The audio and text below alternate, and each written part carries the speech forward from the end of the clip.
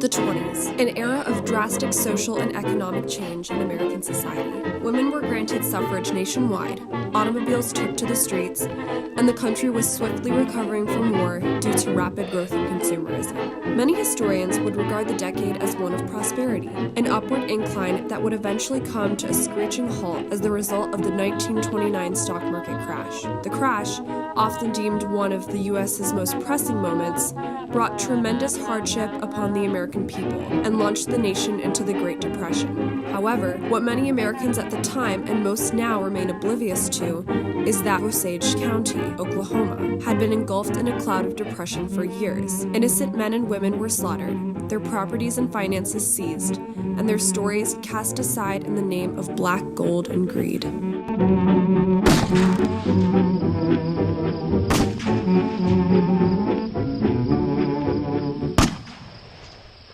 The Osage people were originally dispersed across the central United States, but eventually were forced to cede most of their land to the U.S. government in the 1870s. They relocated to a barren land they purchased in Oklahoma in hopes that they would be left alone.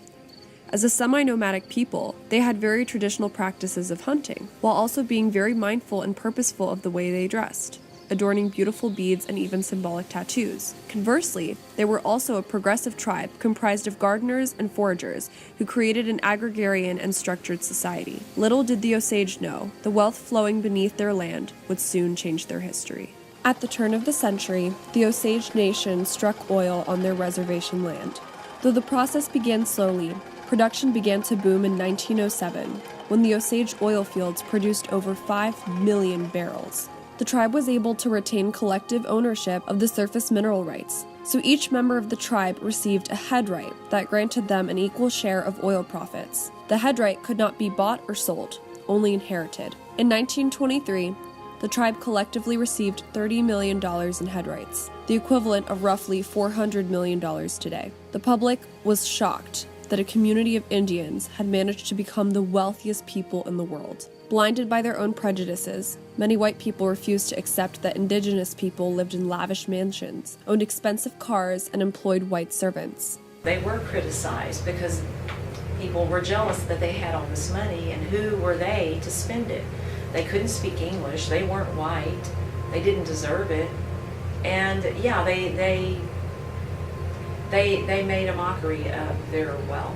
The frustration at the success of the Osage was made even more evident with the implementation of financial guardianship laws, in which white guardians were appointed for Osage individuals who were presumed to be incapable of managing their own finances. In reality, these guardians were imposed on any Osage who was less than 50% white. The system eventually led to embezzlement and profiteering, with judges giving guardianships to prominent citizens in return for campaign support, and guardians forcing their wards to buy goods from them at inflated prices. Nefarious white settlers began to move to the Osage Reservation in order to profit off what they had referred to as the Indian business. But no matter how much money the scammers made from the Osage, they couldn't touch the source of their wealth. The oil head rights themselves couldn't be taken except by inheritance. Life for the Osage continued as the boomtown phenomenon took hold in Osage County. New towns were built up as settlers poured into the area, and existing ones began to bustle with activity. Bars and hotels popped up throughout the area, but everything soon came crashing down.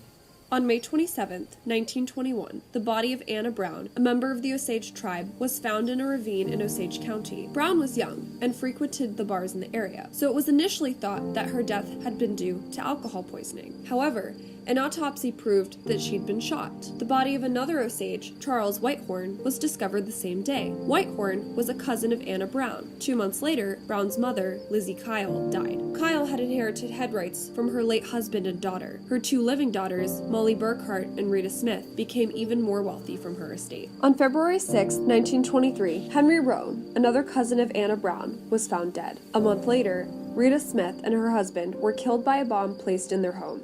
In June of the same year, George Bighart and his attorney, W.W. Vaughn, were both killed. 24 local people died from 1921 to 1923, most of them either Osage or local white settlers who were trying to help the tribe look into the mysterious deaths. The world went on to fail the Osage in their quest for justice. from a Bureau of Investigation that forced the Osage to finance efforts to crack the case with their own money, to the eventual pardon of one of the murderers, to J. Edgar Hoover closing the investigation prematurely. However, there is now hope, as modern journalists and historians are working to shine some light on the events. At the time, laws in Oklahoma were enforced largely by local sheriffs who lacked the training necessary to conduct conclusive investigations. These sheriffs were also deeply corrupt and could easily be bought off. The Osage implored local authorities to investigate the deaths. However, little effort was expended towards finding the culprits. When it became clear local law enforcement would be of little aid, the Osage sought the assistance of federal investigators. The director of the Justice Department dispatched an agent from the newly created Bureau of Investigation to Osage County, but after a few weeks, he returned with a report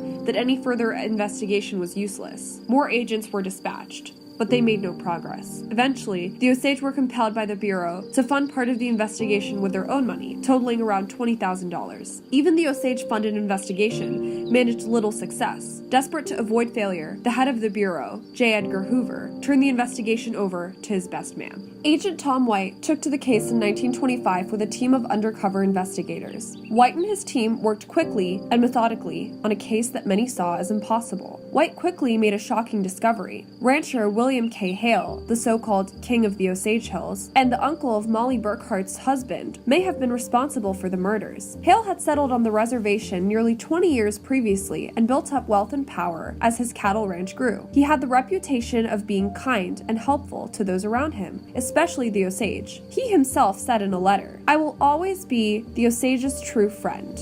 But Hale also had an obvious motive for at least one of the murders. He was the benefactor of Henry Roan's $25,000 life insurance policy. Hale had previously seemed intent on placing the blame for the murders on another suspect, Roy Bunch. And with every murder, more head rights were being concentrated in the hands of Molly Burkhart. Hale was the uncle of Ernest Burkhart and would be able to inherit the head rights if Molly and Ernest were to die. The conspiracy became clear. In 1927, William K. Hale, Ernest Burkhart, and another conspirator, John Ramsey, were tried in federal court for the murder of Henry Roan. It was revealed that Hale had manipulated his nephew into helping him conduct a number of the murders, including the killings of Rita Smith and her husband. An outlaw named Kelsey Morrison was later arrested for the murder of Anna Brown. He had been hired by Hale. In November of 1929, William K. Hale was sentenced to life in prison for his crimes. Ramsey, Morrison, and Burkhart were given life sentences as well. However, each one of the murders was eventually paroled, and in 1965, Ernest Burkhart was granted a full pardon. Though authorities had not been able to connect Hale to all 24 known murders, J. Edgar Hoover closed the investigation after his conviction. The quick, clean end to the case showcased the competency of the Bureau of Investigation to the public and allowed it to become the governmental force that is the FBI today. However, the closing of the investigation is not the end of these events. Hoover had acted prematurely. They took care of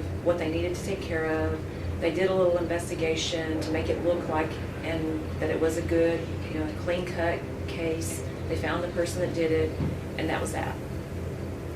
But that really wasn't it. According to Grant in his book, there were other people involved. In 2012, journalist David Gran visited Osage County in hopes of learning more about the Osage murders. After visiting historic towns and archives and speaking extensively with the Osage people, he discovered a shocking fact. The Osage murders extended far beyond the victims of William Hale. A granddaughter of W. W. Vaughn recalled to Gran that in her family's efforts to find out more about his death, they'd received an anonymous threat that if they continued looking into the murder, they'd all end up like W. W. Vaughn. After receiving the name of a suspect from her, a bank president named H.G. Burt, Gran used archives to piece together a portrait of Burt's swindling of the Osage. The discovery of the actions of Burt was only the beginning. Gran found evidence that Charles Whitehorn's wife had been complicit in his murder. He discovered a full account of the murder of another Osage, Mary Lewis, who was killed by a friend so that he could collect her headright payments, and he listed to countless Osage telling him of a grandmother or grandfather that died in an unexpected death while under the care of a financial guardian. The full account of his research was published in 2017 under the title Killers of the Flower Moon, The Osage Murders and the Birth of the FBI. Historians and journalists like Gran are working to help the Osage finally bring some degree of awareness to the barriers they have faced during their search for justice.